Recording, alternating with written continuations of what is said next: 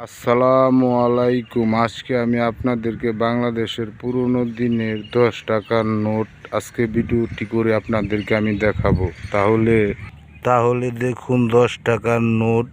সে সময় গভর্নর ছিলেন খুরশেদ আলম। 10 টাকার নোটটি এই ডিজাইনে বানিয়েছিল তাকিয়া জামে মসজিদ দিয়ে।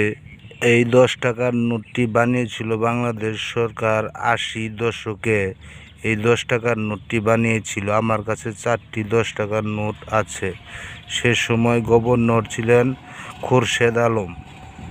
আরেকটি 10 টাকার নোট, সে সময় লুৎফর রহমান সরকার গভর্নর ছিলেন এই 10 টাকার নোটে। তার অপর পিঠটি আপনাদেরকে আমি দেখাচ্ছি। তার অপর পিঠ এই ডিজাইনে বানিয়েছিল 10 টাকার নোট। সে সময় এই চিত্র দিয়ে এই 10 টাকার নোটটি বানিয়েছিল বাংলাদেশ সরকার। আসসালামু আলাইকুম।